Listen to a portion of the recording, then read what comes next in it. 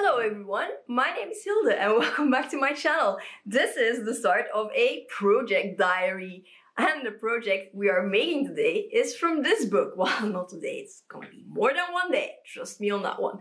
This is Knitting Magic, or the official Harry Potter knitting pattern book. First up, do not attempt any of these projects other than the cup cozies when you're a novice knitter. You will absolutely need to know at the very least both garter stitch and stockinette stitch. So you need to know how to knit and purl basically, and this book. I am attempting this, the Beauxbatons cape, well, the capelet. And it is listed as a 1 lightning bolt, so beginner friendly, but it is everything but beginner friendly. Because first off, it looks, if you see it, let me find the right page. It looks, if you look at this page, that you only need to know how to knit, purl, and add and decrease stitches, right? That's what you think. No, you also need to know how to knit on circular needles, which I will assure you is very easy. If you're just knitting, it's a lot like knitting on just straight needles, so don't worry about that. They also advise you know how to knit on double pointed needles, which I under no circumstance know how to do, and crochet, which I also don't know how to do. So I was fully planning on just hacking the hell out of this pattern. Initially, I didn't even know how to do stockinette stitch. So knitting and purling, that was none of my jam. But my neighbor talked me into learning it. She was like, if you do this in garter stitch, like the wavy one, so to speak, it will not maintain its shape properly. So I was like, okay, fine. Even though the color is garter stitch, but the color is just like, you know, different shapes than actual cape. But that aside, so I spent many hours looking at the tube till I finally found a tutorial that clicked and taught me how to do stockinette stitch. I will actually link that tutorial below because that channel is so good. The girl explains everything so well and the videos are like a really good pace, so I will for sure link them down below. But yeah, I had no experience casting on to circular needles, so I asked my neighbor how to do it. And let me grab my project bag, which I had conveniently not near me, because I'm a doofus. These are circular needles, by the way. These are the ergonomic ones by Prim, which I don't much like, but that might be me.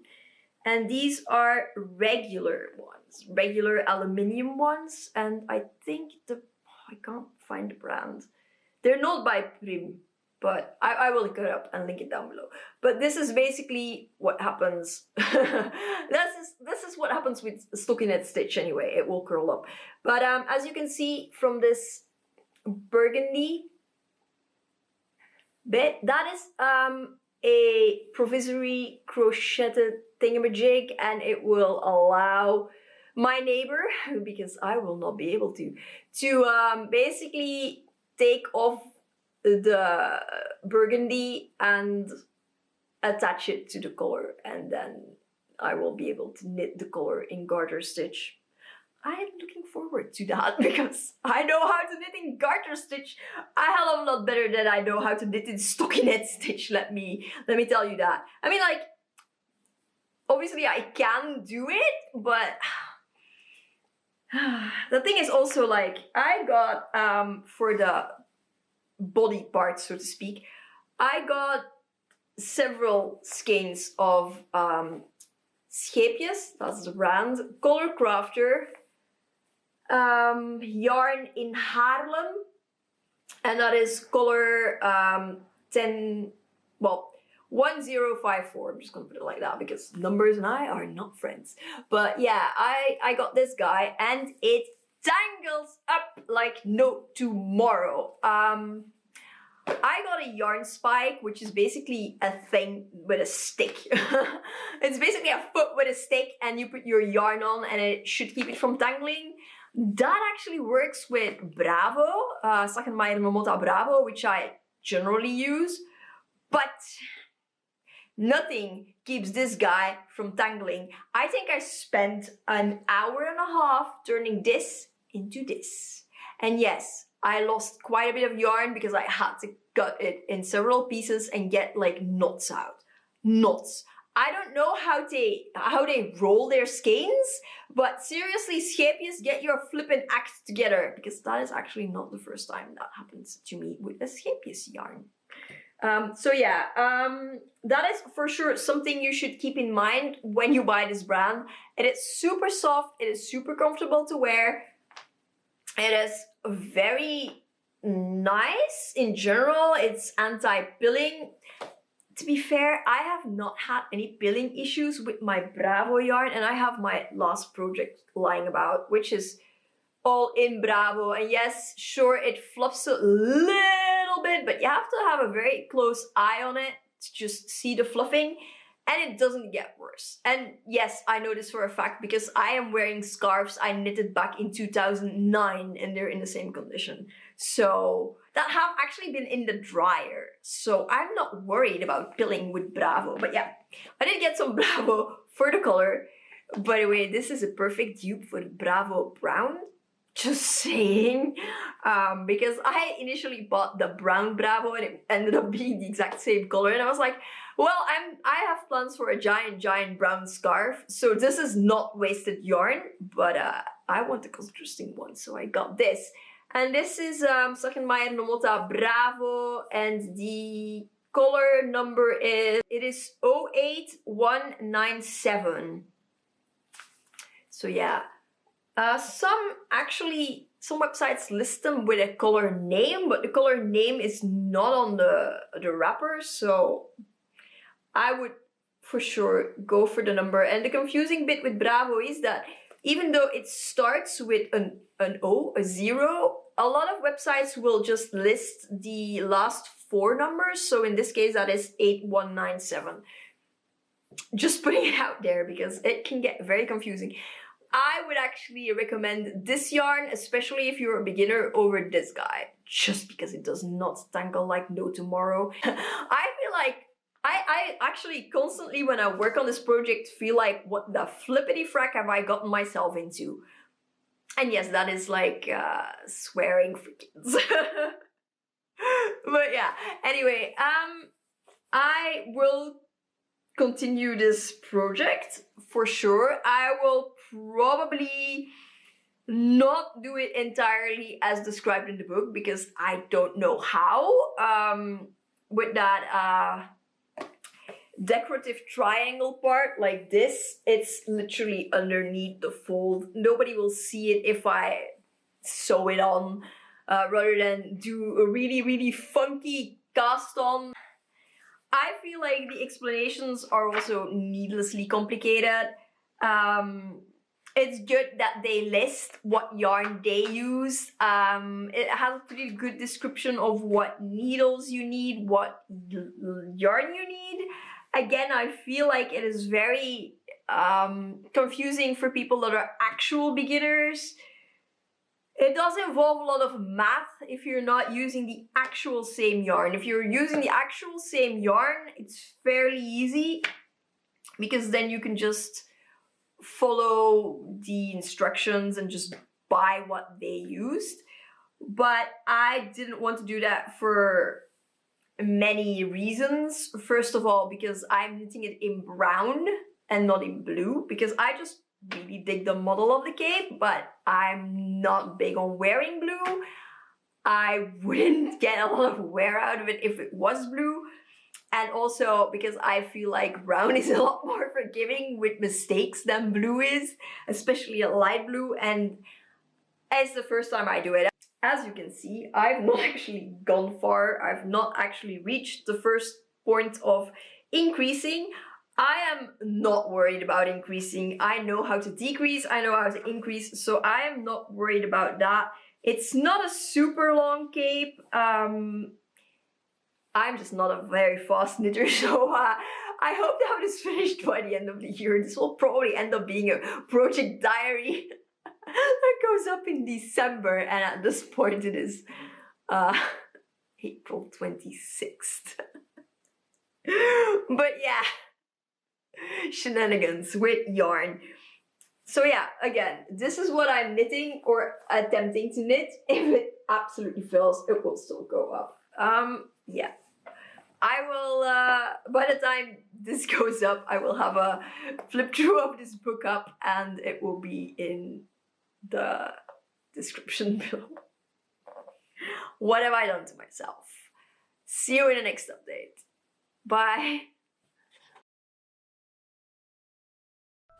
Hello everyone, I'm here with Kiwi, aka Project Destroyer Kitty, an update on my Beauxbatons capelet. The thing is, it is next door with my neighbor Jessie, who has to save it because there's holes in it, thanks to Kiwi. Also, if you hear paper being attacked in the background, that's Job destroying a Primark bag. The only reason I accept paper bags at Primark is so my cats can destroy them. I know it's bad, but you know, kitties. Yeah, and as you can see, Kiwi's on my lap, wanting cuddles. But yeah, much as Kiwi looks sweet and cute and adorable, she does love to come and interfere in my knitting projects, so there's that. But here's a few things I learned. When you cast on, do it on garter stitch row, the one that goes all wavy. Do not do it on a stockinette stitch row, you know, the V's, because that is not for casting on. That's something I learned. I also learned that in spite of Color Crafter being tangly as heck, it's very good for like pulling off and like picking back up because it stays in shape nicely. So it's fairly easy to pick up a row if you like pull one off again because it's gone completely and horribly haywire. So yeah, and there's that. At this rate, this project is never ever going to get finished, but that's the progress. See you in the next one.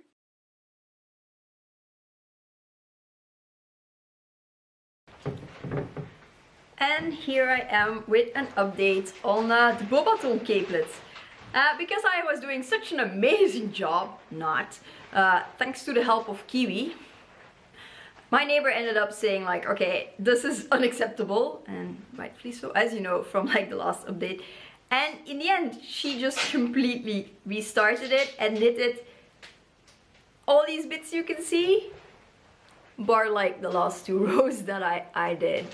But yeah, I mean, seriously, if it hadn't been for her, this project would probably be a disaster. What probably would have happened is that I had restarted it completely garter stitch. But yeah, this is the progress so far, and hopefully I'll have more to show in the next update. But for now, this is it. Hello, I returned with the next part of my project diary. Project bag. Well, it's a bag within a bag. But you know, I have started the second skein, and this one actually rolled up without hassle. There was like one tangle and that came out really easily. So maybe I was a little bit hard for Scheepjes Color Crafter before, because the other one was such a tangly mess, but this was fine. So more about this the next skein I roll up, because I'm not entirely convinced that the other one was a fluke. But yeah, so this is how far I've gotten on the capelet now.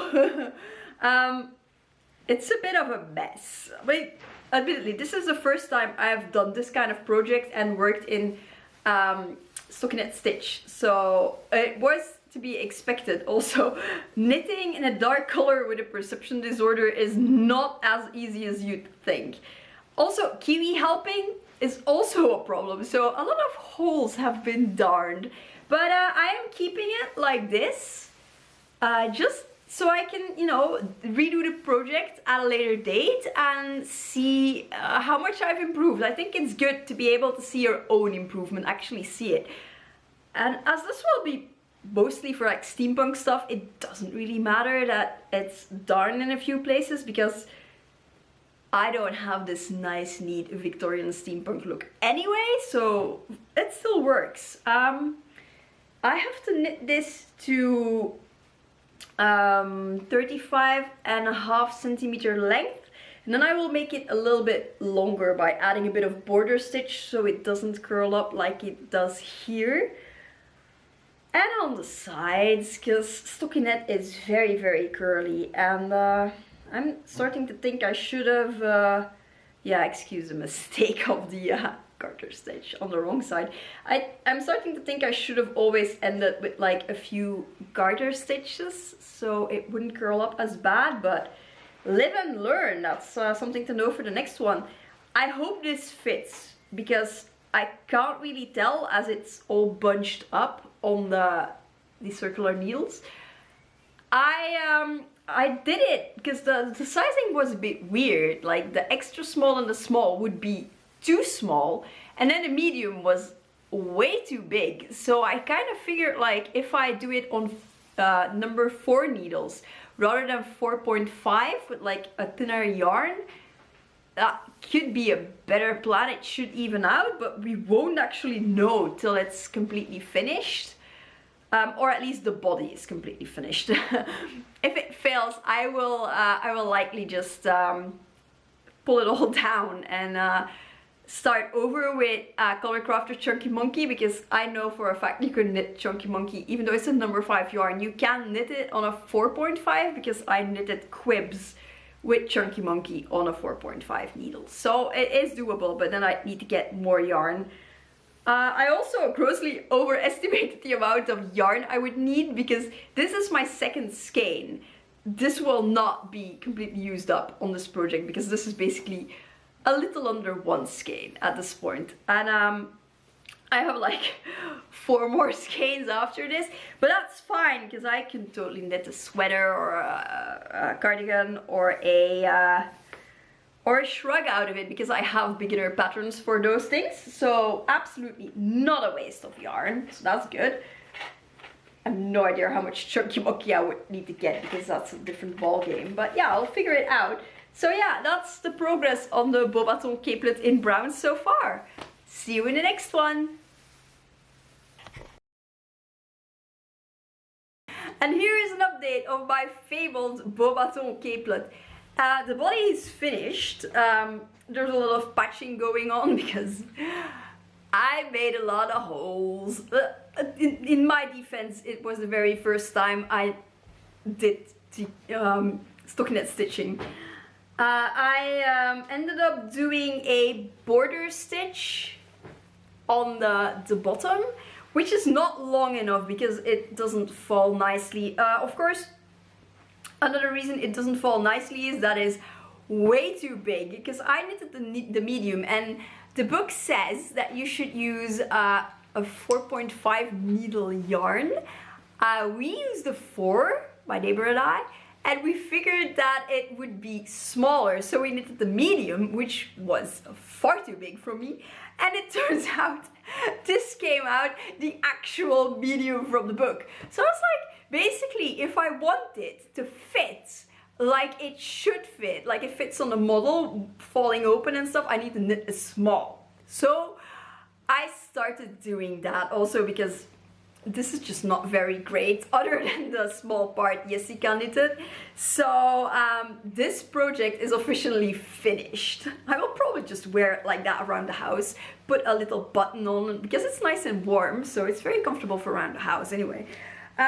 But yeah, I'm still posting this video even though this is sort of a fail, because everybody has to start somewhere. I think it's good to see, especially for beginner knitters, that yeah, you might have to do a mock-up, a practice project. There's nothing wrong with that, and you might still end up with something that's perfectly wearable around the house and perfectly comfortable. So there's that. That was the project. And I will obviously start another video for the 2.0 version, which is still going to be in the same yarn. Because This ended up being 1.5 skein, not even. I think like more like 1.25 skein, and I bought like 6 skeins, so I can easily knit another one, and none of the yarn is wasted because I will use it for sweaters and cardigans and scarves, and no wasted yarn.